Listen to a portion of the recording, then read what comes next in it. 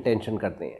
ये पुराने ज़माने का शॉर्ट स्टोनोमीटर था जो पहले किया करते थे हम लोग, पर अभी भी पेरिफेरल सेंटर्स में एटलीस्ट गांव वगैरह में ज़रूर यूज़ करते हैं, क्योंकि पकड़ने के लिए अगर कुछ और नहीं है ये तो ये काम करता है। तो इससे हम पहले प्रेशर चेक करते हैं। प्रेशर करने के बाद एक एंगल हम लगाते हैं यहाँ पे, जिसको कहते हैं गोनियोस्कोप। तो इस गोनियोस्कोप द्वारा हम लोग आँख के अंदर का एंगल देखते हैं, जिससे पता लगता है कि ये closed angle variety of glaucoma है कि ओपन एंगल ग्लाइकोमा, क्योंकि दोनों का ट्रीटमेंट एंटायरली डिफरेंट है। अगर ओपन एंगल ग्लॉकोमा है तो प्राइमरली आपकी दवाइयाँ ही चलेंगी शुरू में, जब तक कि दवाइयों से नहीं कंट्रोल हो रहा तो शायद कुछ और निदान सोचा जाए। परंतु अगर एंगल क्लोजर ग्लॉकोमा है तो फर्स्ट ट्रीटमेंट ही लेज़र है। और 50% मैंने जैसे कि बताया कि हमारे यहाँ ओपन एंगल है, 50% क्लोज्ड एंगल। तो 50% का अगर ग्लॉकोमा है तो लेज़र उनका पहला स्टेप है, उसके बाद उसका ट्रीटमेंट उसी प्रकार से होता है। So one has to be very careful. Again अंदर आँख के अंदर हम झांक के वो देखते हैं, जो नस का मैंने फोटोग्राफ आपको दिखाया था, और ये वो एंगल है जो हम लोग देखते हैं। ऐसे इस प्रकार से वो एंगल दिखता है जो यहाँ पे क्लोज्ड है। फिर एक ये फील्ड टेस्ट जो हमने दिखाया था, इस मशीन पे बिठा के एक फील्ड टेस्ट किया जाता है। एंड तो this is the field test. ये जो आँख के अंदर का, कई बार अब हम लोग फ़ोटो भी रेगुलरली लेके रखते हैं। तो यदि आप ग्लॉकोमा के मरीज़ हैं, बी केयरफुल। एटलीस्ट इनिशियली क्या होता था कि सिर्फ फील्ड टेस्ट किया करते थे। So anybody who is a patient must remember that every 6 months you have to get a visual field done, क्योंकि सिर्फ ये ही तरीका है जिससे आपका पता लगेगा कि ये कालापन और बढ़ गया क्या। अभी मेरे को सिर्फ 2 दवाई चल रही है, पता लगा 2 साल तक कोई फील्ड टेस्ट ही नहीं हुआ, ना मरीज़ को पता है ना डॉक्टर को पता है। तो उसके बाद पता लगा ये तो जी बढ़ गया, अब क्या करें। तो हमें तो सिर्फ 2 ही दवाई चल रही थी, हमारे पास 4 दवाइयाँ और हैं। हम लेज़र भी कर सकते थे, हम सर्जरी भी कर सकते थे, पर पता तो लगे कि आप कहाँ पे बैठे हो। सो इट इज़ डॉक्टर की तो रिस्पॉन्सिबिलिटी है, but you are the patient, you are going to lose your sight. So you have to be careful about it. You have to tell them that every 6 months, please repeat my visual field test. This is what you should request the doctor to do in case you are a glaucoma patient. हर 1-1.5 महीने में एक बार आँख का pressure कराना और हर 6 महीने में visual field कराना आवश्यक है to keep a good control of glaucoma. And now the latest they say कि हमें ये फंडस का फ़ोटो, जो अंदर पर्दे का फ़ोटो है, वो निकालना भी आवश्यक है, because that also gives additional information. कितना काला मोतिया है वो दवाई के बावजूद बढ़ रहा है क्या, वो 60% यहाँ से पता लगता है फील्ड के टेस्ट से, और 40% पर्दे के फ़ोटो से पता लगता है। तो हम लोग हर मरीज़ के ये दोनों टेस्ट करके रखते हैं, क्योंकि ये पुराना कंसेप्ट ये था कि प्रेशर हाई होना चाहिए।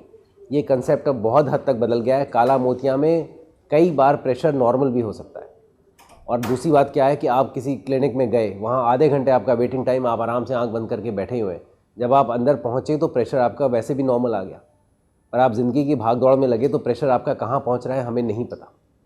पर हमें क्या पता लगाना है, अगर विजुअल फील्ड आपकी ख़राब हो रही है, that is what worries me. I am not worried कि एक बार प्रेशर ऊपर आया नीचे आया, it is like blood pressure, पर उसका असर क्या हुआ।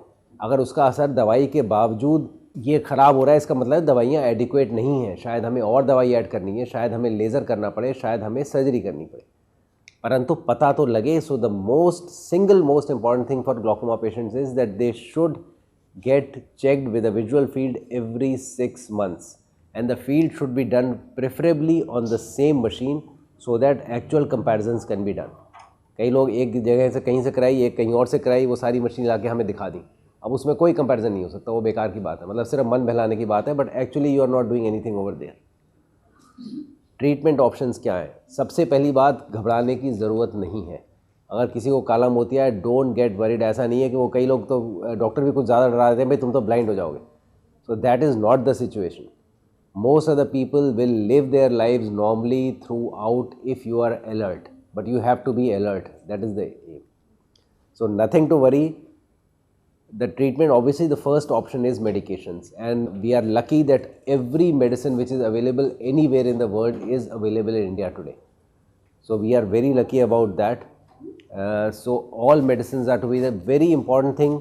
जो भी medicines डाल रहे हैं उनको एक चीज़ का ध्यान रखना है, and this is for all eye medicines, please I am telling as a general knowledge, एक ही बूंद डालनी होती है। आँख की कैपेसिटी सिर्फ एक बूंद है, उससे ज़्यादा आप डालोगे आपका पैसा वेस्ट हो रहा है, वो स्किन पे जा रही है, स्किन पे एलर्जी करेगी, so it is an absolute waste. And the technique is this, either लेट के करिए, खुद ही डालना है तो नीचे वाला पलक को खींचा और ऊपर से एक ड्रॉप उसके अंदर पड़ गया, एक ड्रॉप पड़ गया, उसके बाद आँख को बंद करना है और बंद करने के बाद अपना आँख यहाँ दबा के इधर दबा देना है, क्योंकि यहाँ नाक के थ्रू एक रास्ता होता है, होल होता है, जो आँख से पानी नाक के अंदर ले जाता है और उसमें वो जो एक्स्ट्रा दवाई है वो नाक के रास्ते ब्लड में एब्जॉर्ब हो जाती है।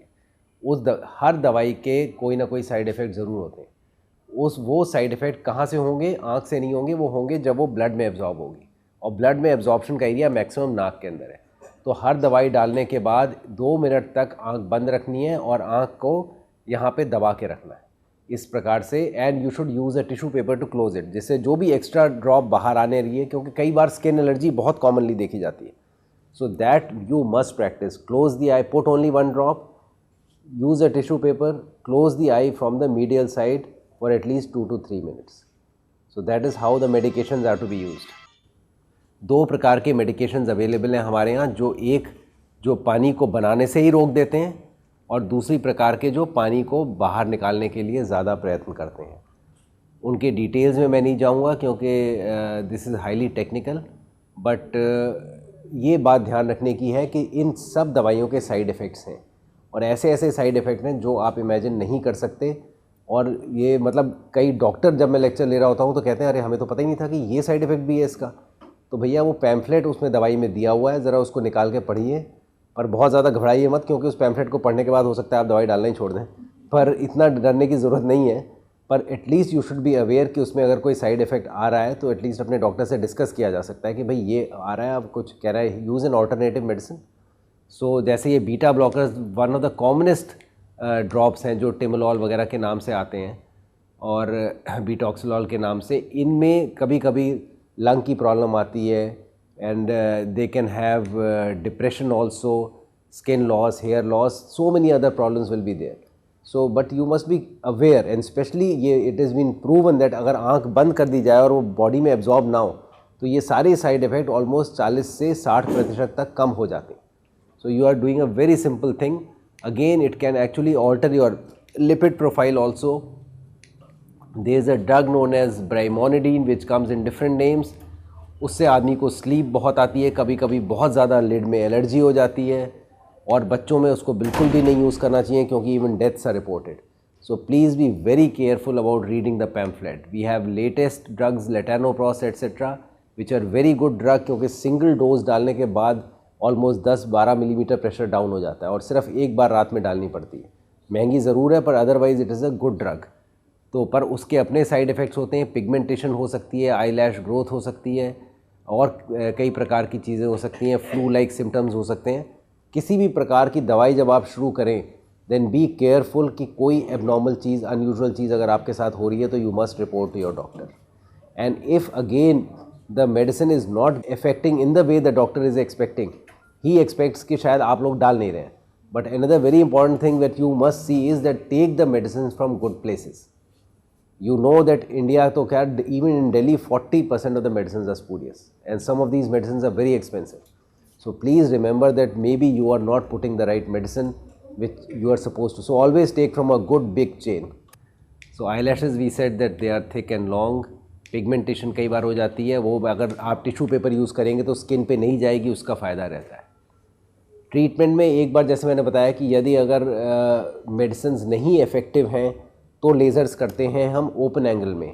क्लोज्ड एंगल में पहला स्टेप ही लेज़र होता है. लेज़र क्या होती है? एक कॉन्सेंट्रेटेड बीम ऑफ लाइट होती है जो कि बिना कुछ किए ही अंदर एक छेद बना देती है जिससे कि पानी के ऑल्टरनेटिव रास्ते बन जाते हैं. सो ये इस प्रकार का एक छेद हमारी आइरिस में बन जाता है और जो चीज़ पहले चिपक गई थी और पानी बाहर नहीं आ पा रहा था, और it is a extremely safe procedure. Walk in walk out, आप बैठो मशीन पे, 2 मिनट में लेज़र हो जाता है और मरीज़ पूछता रहता है भाई कोई अब क्या प्रिकॉशन है, क्या प्रिकॉशन है. We are hard put to tell that they are no precautions at all after doing a laser. After surgery yes there are lots of precautions but after laser nothing at all. So one of the real great advances of medicine is laser procedures. So ये closed angle में हमेशा पहले step पे किया जाता है. Open angle में भी 2 प्रकार के नए लेज़र आ गए हैं. एक सेलेक्टिव लेज़र ट्रेबेक्युलोप्लास्टी के नाम से एक लेज़र आया है जिसमें कई बार 1-2 दवाइयों तक हम कम कर सकते हैं उसको लेज़र को करके, परंतु इसका इफ़ेक्ट बहुत दिनों